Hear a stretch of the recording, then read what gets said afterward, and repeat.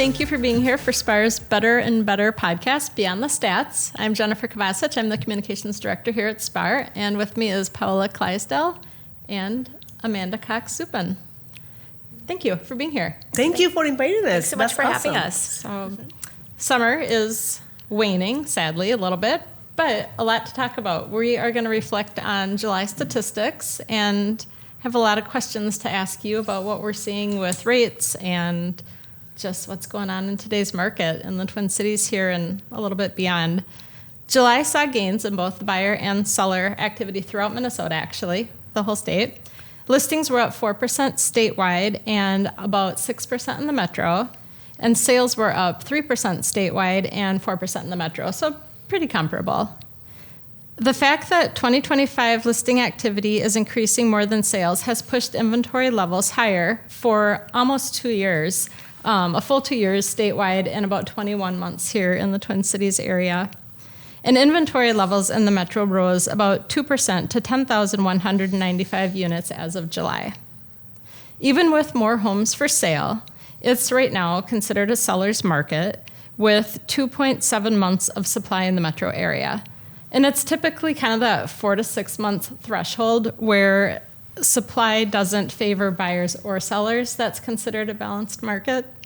So, something to keep in mind.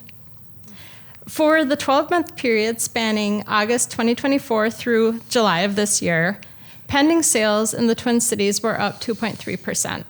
The price range with the largest gain in sales was the 1 million plus market, and they actually had a gain of almost 17%, 16.6%, which is pretty big. Mm-hmm.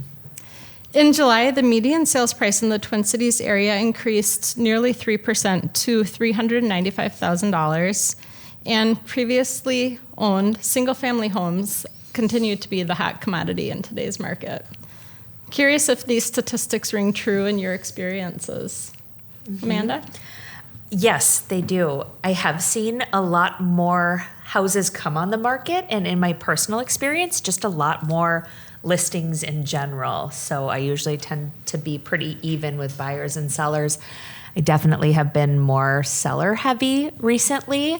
And I think even though inventory has increased a bit, and technically it is still a seller's market, I've seen my buyers getting some gains back for the first time in years. So seeing negotiations happen, seeing some seller paid closing costs come back on the table. So I do feel it's evening out a little bit. It's not quite as extreme as we've seen, in those 2020 through 2023 or so.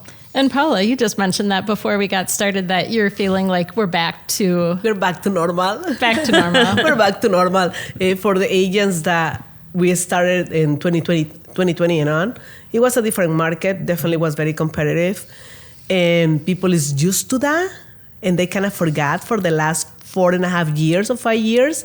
But I feel like we are back to normal. This is what we used to see, right, Amanda? Since you have a lot of experience in the market as well. That's what we noticed. I share the same information you're sharing, basically the same feeling.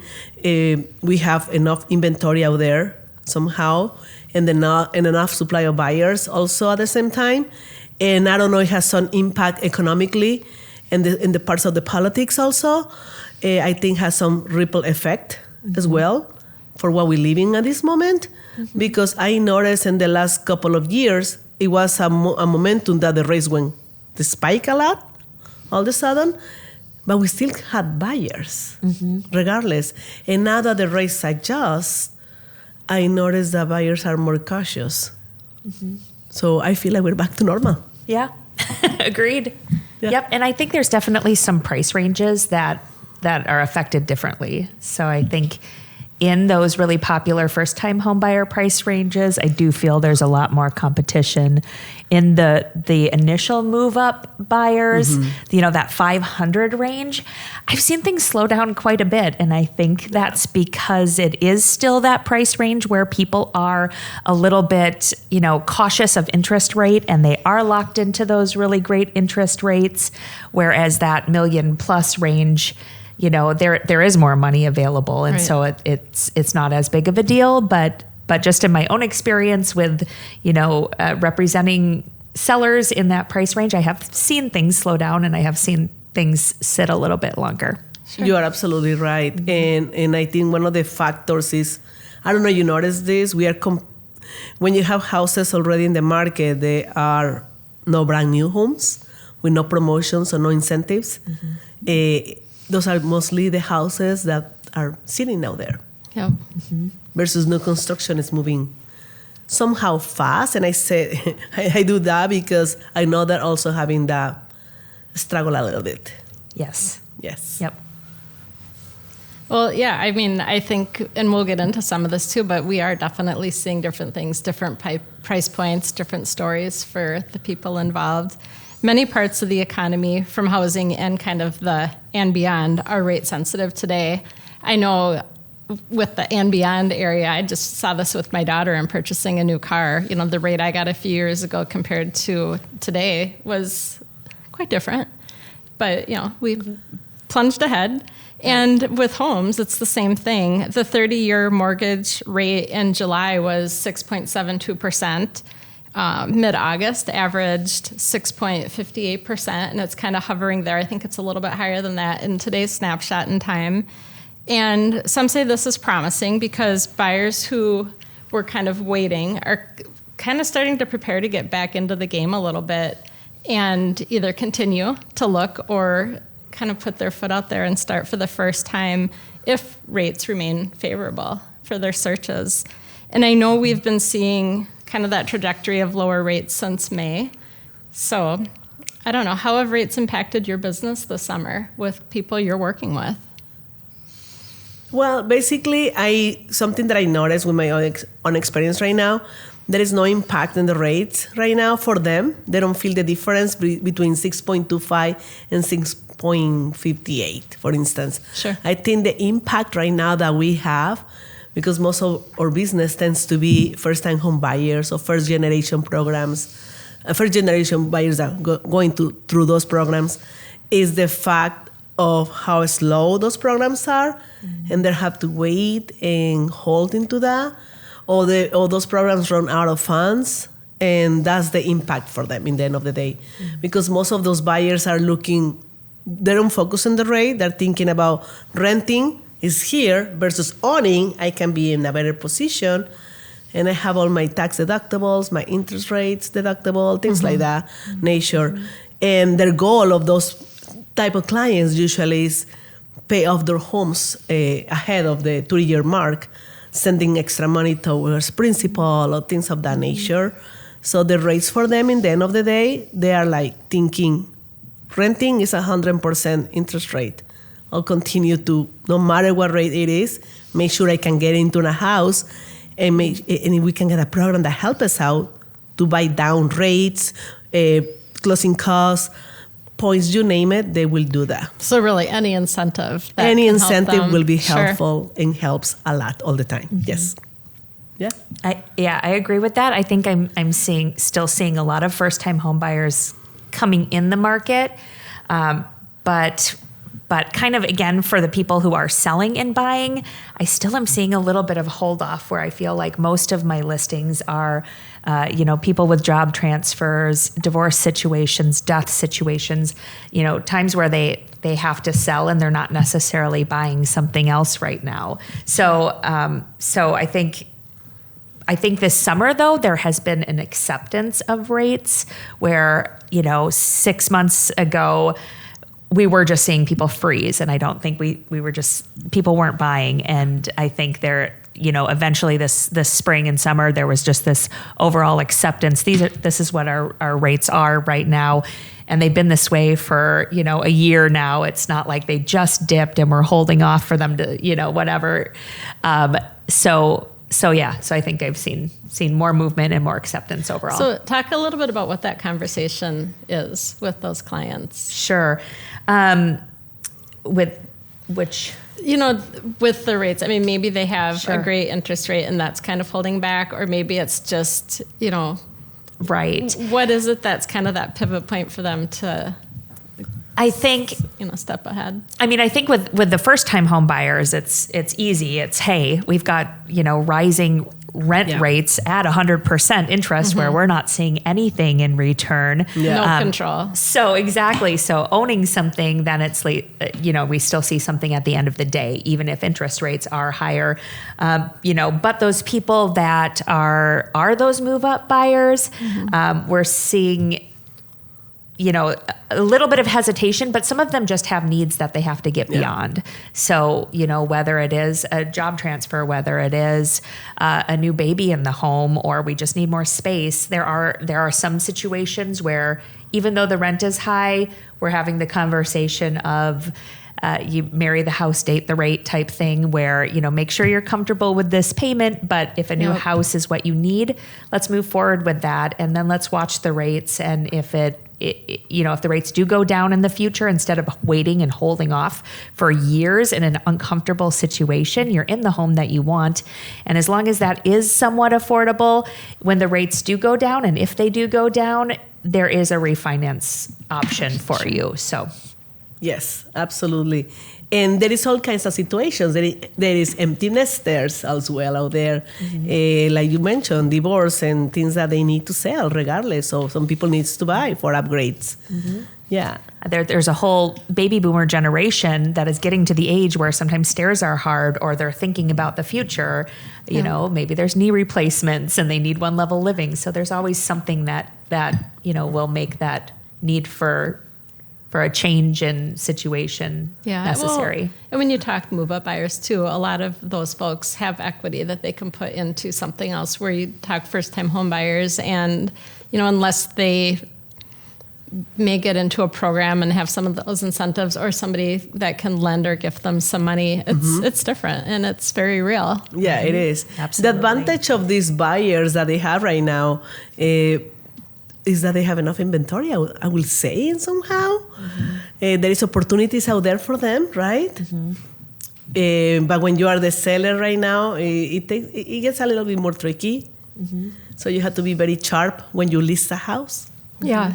In order to make it happen. To have that strategy down. Yes. Have to hire a great realtor. Yes.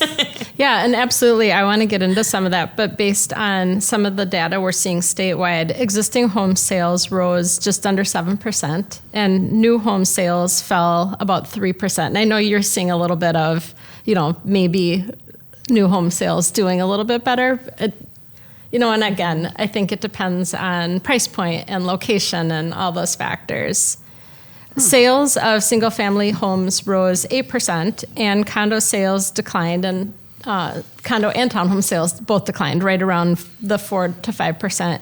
And I'm curious, with your experiences in kind of that townhome condo market, do you see people open to looking at them, or are people really kind of steadfast between one type of home and another in your experiences?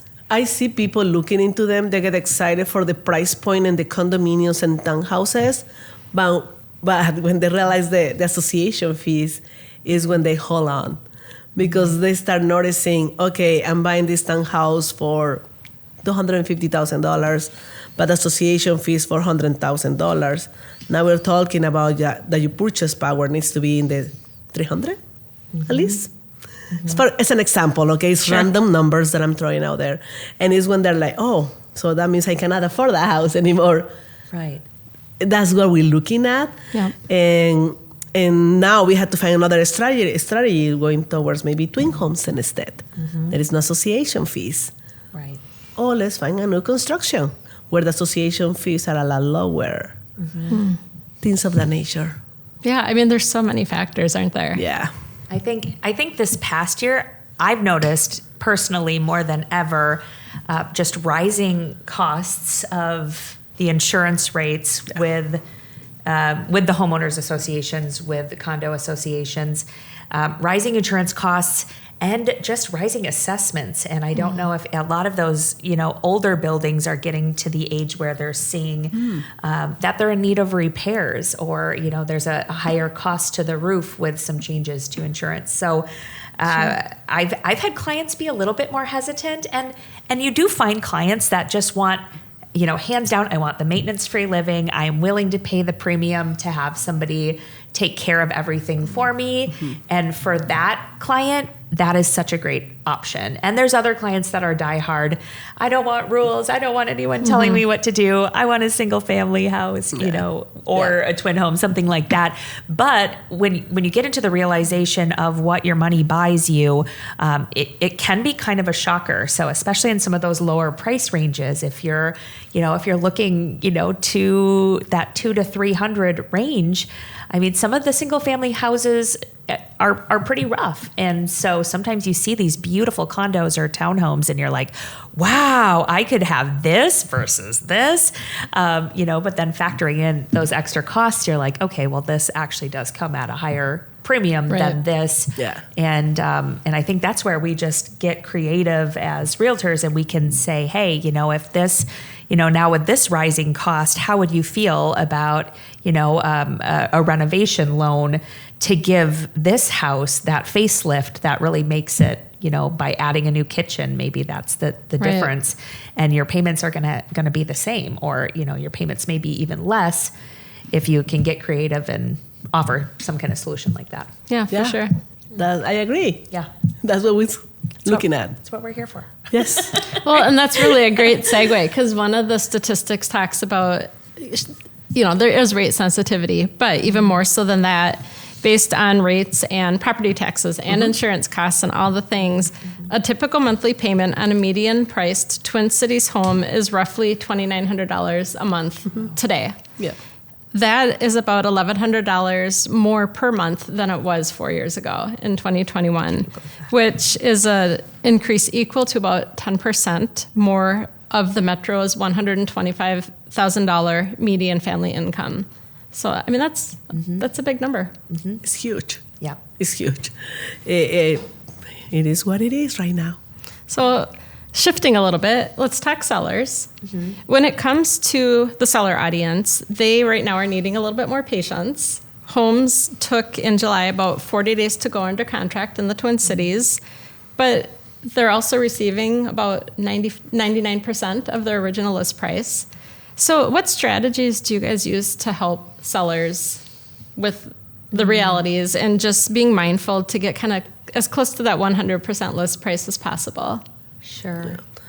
I think one of the options that I notice out there when we list in a house, for sure reviewing the house, right? Making sure what will be needed in the property and also that our clients can afford that, right? And it's going to be the investment is going to be returned to them into their pockets or maybe beyond that. We take the risk a lot of times. And I think most of the time it's unsuccessful. You have a good presentation for the client out there, what it needs to be done. The strategies is be under coming soon, enough marketing prior to that, and then just waiting for the big opening of the grand open house that people is expecting to see the house. And it's when you pull the most of the buyers and the audience to your listing, and most of the times works. Sometimes they don't work because maybe the price was a little bit off. And then one of the things I noticed when we're coming to list a property, you can do a market analysis and determination of what will be listed for. But until you see all the renovations being done, and after you finish your staging, you can make sure really where you are sitting or what is the feeling that the property is giving you. And usually I tend to do that. I come with the price in the last minute, unfortunately, because it's hard to see how the paint is going to be tacky, it's going to be well done. Depending on all those factors, what will be the price? But if your clients are willing to be cooperative with you and listening and opening, you're going to get good results at the end of the day. And also you have a listing out there that it can be maybe undervalued, right? To make it more attractive. Sure. And people willing to pay more. You're reminding me of something I heard just recently, and that is that some agents are doing open houses on Thursday afternoons, like a 4 to 6 p.m. And I don't know if that's to try to get the, after work traffic or just to start the weekend. But I guess it's having some really great success going into the weekend. Have you guys heard this? Yes. Have you done it? I done it. Oh, you can go. I done it, and I noticed absolutely. it's helping a lot. And I think I I've seen a lot of agents do their listings where the house comes out on Thursday. So that's the first day on the market. And at any time you're the first day on the market, you're going to get good traffic. I always tell clients that sometimes clients get freaked out if they get an offer right away. They're like, what? We haven't even had the open house, or, and I always tell them the most interested buyers are going to be the ones that show up at 8 a.m. on the day that it comes on the market. And they've been looking. They're the ones that are watching the market, and chances are, those are going to be some of your strongest offers, is going to be that very first day. So yes, you can wait, you can hold off and kind of risk losing those. But, sure, a lot of times that is your best bet. Those are the people that have been watching that neighborhood, that have been watching for that particular home. Yeah, that was news to me. I thought it was a really interesting strategy. Yep. So, yeah. Did you have anything you wanted to add to that? Oh, lots. Oh, okay. Tell us all about Always. So I think with it being such a seller's market, I've seen sellers just say, I'm selling it as is, throw it on, it's going to sell. We don't have to do, this, that. I have a checklist, and I go a little overboard on my checklists, and I tell people right off the bat, okay, take this with a grain of salt. These are suggestions. But, I have a checklist like this, and it's like, it is my job to try to get the very most money for your home.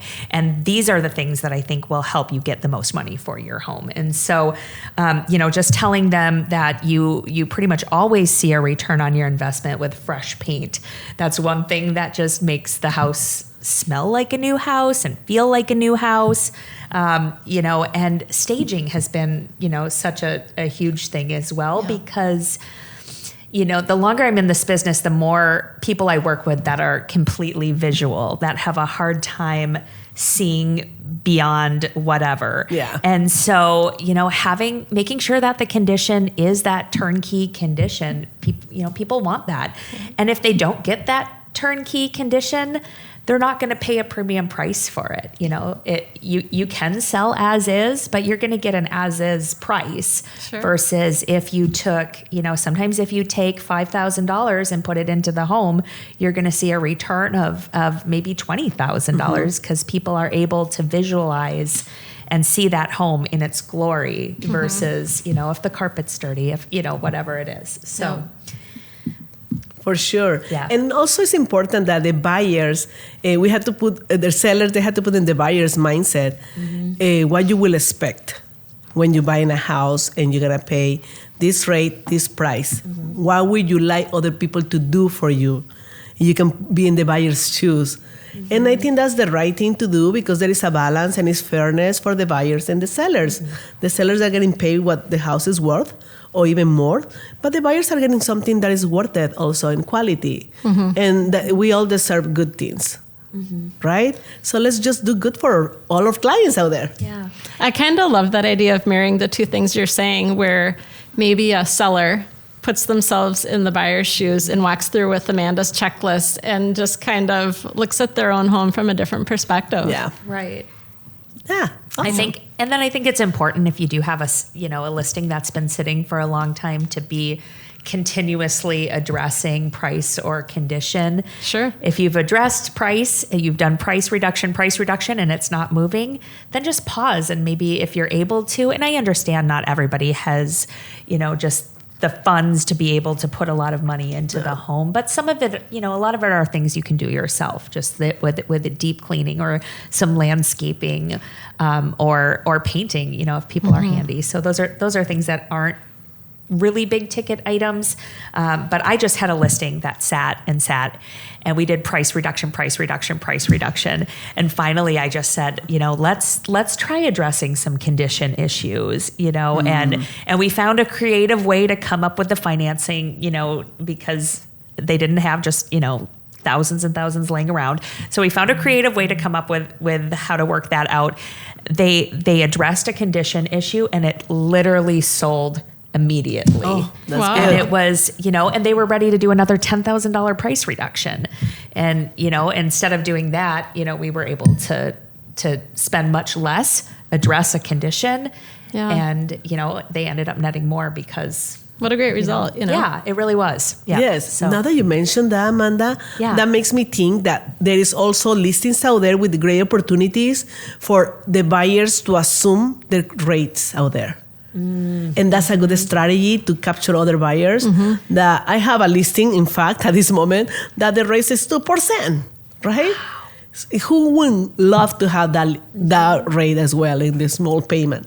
Right. So that will be another option out there. If you clients have that particular mortgage assumable, take advantage of that option for other buyers out there. yeah. Yeah. It's a good opportunity. And just as agents, for us to be aware of that too, to tell them, because a lot of times people don't realize what types of loans are assumable and what are not. Right. So being able to offer that as a service to your clients is great. Yes.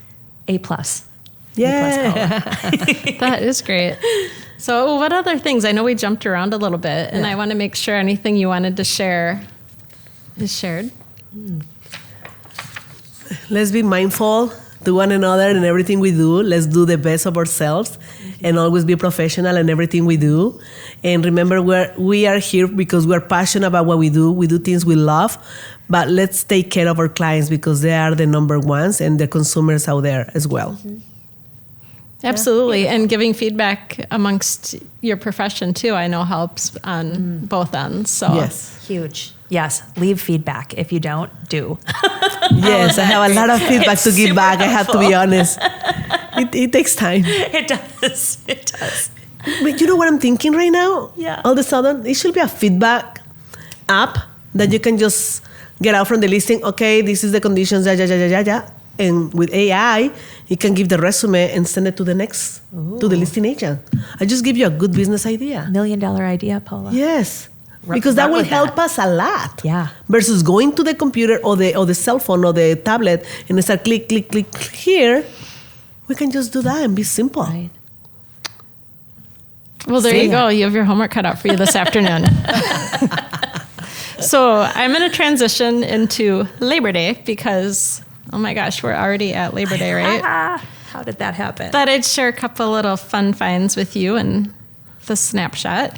First Labor Day was September 5th, 1882 in New York City. Cool. About 20,000 workers came together for a march from City Hall to Union Square for a concert, some speeches, and a picnic. And then Labor Day became a federal holiday in 1894. And I know we talked a little bit about this before our podcast, but wearing white. Do you guys follow the white is only a summer color, or do you wear it all year? No. I never even thought about it. I wear it all year because Anna Winter said it was okay. Winter whites. So okay. yes, so it was deemed okay, by Vogue that we can wear white after Labor Day. And I think it When is more appropriate, common.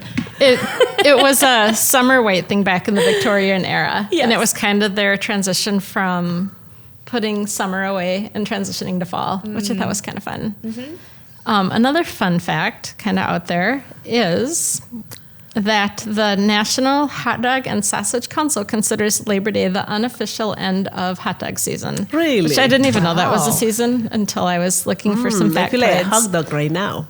I know. Before the end of the Labor Day. But I'll ask you guys, how many hot dogs do you think are consumed by Americans between Memorial Day and Labor Day? How many I learned hot that dogs? Wow. today. It is a wow answer. 4 million? in the US or 4.6 million. Oh wow. Okay. Yeah. 3.9 million. Right? I mean, that's what I would think too. Right. But yeah, apparently it's 7 billion. What? 7 billions? Oops, we were way. I'm way too under short. serving hot Yes. dogs in my Right? home No apparently. kidding. So there you go, an open house idea. You know Bring in what? your. I had my first hot dog fun fact yesterday. You're With hot kidding Cheetos me. in the top. Yeah. You've never had a hot dog before? No. This summer. This summer. Oh, okay. I'm I thought you meant saying. in your life, and No. I was gonna have to This summer. Yeah. With that dirty Wow. pop. I never had a dirty pop. First time. Yeah, I'm going to New York in a week and a half, I think. Cool. And and they have their street dogs there. That Oh, I'm very the best. I mean, occasionally you get food poisoning, but I'm very much looking Right. You're Well, gonna be maybe you fine. can do So- the City Hall to Union Square March. I And, might, bring in it honor all. of Labor Day. Bring the it all first together. Labor Day. Right. We were there in New York 2 weeks ago. Oh. So the best, eat in the streets. Everything is good out there, right? Yeah. Yeah. Amazing. Absolutely. Yes. Brilliant. Cool. Well, I don't know. Anything else you guys want to add?